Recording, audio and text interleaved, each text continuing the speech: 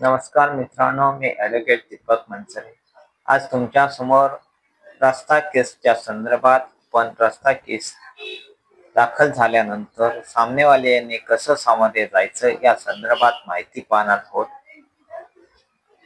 कधी कधी रस्ता केसची मागणी करत असणारा व्यक्ती हा समोरचा व्यक्ती हा गरीब आहे, म्हणून त्याच्या गटाच्या मध्यभागीमधून रस्त्याची मागणी करत असतो.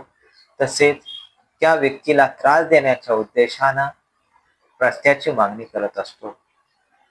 अशा वेळी रस्ता केसला सामोरे जात असताना सामनेवाल्यांना नोटीस प्राप्त झाल्याच्या नंतर तहसीलदार साहेब यांच्यासमोर आपलं सविस्तर म्हणणं मांडणं गरजेचं आहे. रस्ता केसची मागणी ही रस्ता अडवल्याच्या नंतर 6 महिन्यात करायला हवी. असा 6 महिन्यात अर्ज दाखल केले असेल तरच मामलेदार कोर्ट ऍक्ट 5(2) प्रमाणे सदरचा अर्ज चालवण्याचा माननीय तहसीलदार यांना अधिकार आहे. अशी मागणी जर 2 वर्ष 5 वर्षाच्या कालावधीमध्ये रस्ता अडवलाय असेल तर असा रस्ता काढण्याचा अडथळा दूर करण्याचा अधिकार मामलेदार कोर्ट ऍक्ट प्रमाणे तहसीलदार साहेब यांना नाही. त्या पद्धतीने आपण सामनेवाले यांनी अर्ज डिफेन्स करायला हवा. अशा रस्ता केस दाखल झाल्यानंतर आपलं म्हणणं घेतल्यानंतर पुन्हा स्थळ परीक्षणाची एक प्रक्रिया असते. स्थळ परीक्षणाला मंडल अधिकारी किंवा तहसीलदार साहेब येत असतात. असे मंडल अधिकारी आणि तहसीलदार साहेब आल्यानंतर त्यांना रस्त्याच्या संदर्भात स्थळ परीक्षण करत असताना रस्त्यामध्ये काही अडथळा निर्माण झाला आहे का किंवा अशा कोणत्या खुणा आढळल्या आहेत का. जर अशा आढळल्या नसतील तर ते पंचनाम्यात नमूद झाले आहे का या गोष्टीची माहिती आपण पाहणं गरजेचं आहे. पंचनाम्यामध्ये ते नमूद नसतील तर त्या नमूद करण्यास भाग पाडणं गरजेचं आहे. तसेच पर्यायी रस्ता उपलब्ध आहे, असा पर्यायी रस्ता उपलब्ध असेल तर त्या संदर्भात पंचनाम्यात ती गोष्ट नमूद व्हायला हवी. जर पंचनाम्यामध्ये अशा गोष्टी नमूद झाल्या नसतील तर त्या नमूद करणे गरजेचे आहे. ही गोष्ट पंचनामा करणाऱ्या व्यक्तीला पटवून देणं गरजेचं आहे. त्यानंतर तहसीलदार साहेब पुन्हा स्थळ परीक्षण झाल्यानंतर सामनेवाल्यांना म्हणणं देण्यासाठी संधी देतात. अशी संधी प्राप्त झाल्यानंतर जो पर्यायी रस्ता उपलब्ध आहे त्या स्थळ परीक्षणामध्ये ज्या पाऊल खुणा किंवा रस्ता अडवल्याबाबतची बाब नमूद झाली नाही याबाबतचा सविस्तर पुरावा देणं गरजेचं आहे.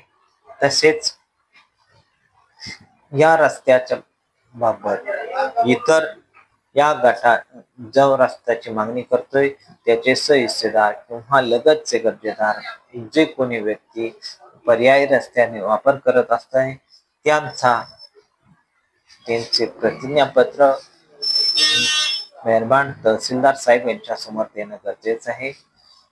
तहसीलदार साहेब यांच्या समोरील प्रक्रिया ही समरी ट्रायल असल्या कारणानं तिथं साक्षी पुरावा किंवा उलट तपास सर तपास या गोष्टी होत नाहीत. केवळ शपथपत्र दाखल केलं तरी तो पुरावा ग्राह्य धरला जातो. अशा परिस्थितीमध्ये अशा गोष्टी नमूद झाल्यानंतर माननीय तहसीलदार साहेब यांना सामनेवाले यांची बाजू पटली तर ते असा अर्ज नाकारू शकतात. कधी कधी रस्त्याची मागणी करत असणारा व्यक्ती हा नवीन रस्त्याची मागणी करत असतो. नवीन रस्ता मागणी करत असताना त्याने सर्वे नंबरच्या बांधावरून मागणी केली आहे का किंवा गटाच्या बांधावरून मागणी केली आहे का, याला पर्यायी रस्ता जवळचा पर्यायी रस्ता उपलब्ध आहे का ह्या गोष्टी नमूद होणं गरजेचं आहे. पंचनामा करताना ह्या गोष्टी नमूद झाल्या आहेत किंवा नाही याबाबतची खात्री केल्यानंतरच पंचनाम्यावरती सही करणं गरजेचं आहे.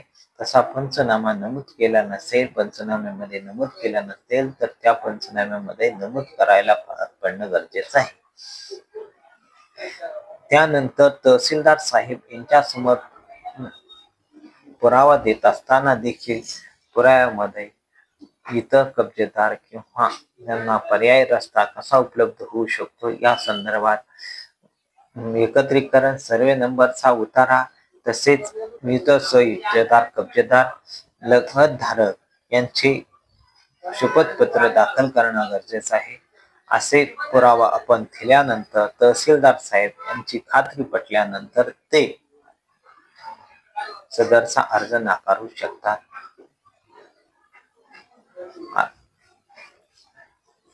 आता आपण पाहिलेले आहे रस्ता केसच्या संदर्भात आपण डिफेन्स कसं करायचं, असेच वेगवेगळे व्हिडिओ तुमच्या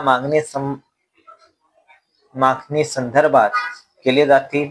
त्या संदर्भात मार्गदर्शनही केले जाईल. परंतु तत्पूर्वी तुम्ही माझ्या चॅनलला सबस्क्राईब केलं नसेल तर सबस्क्राईब करा.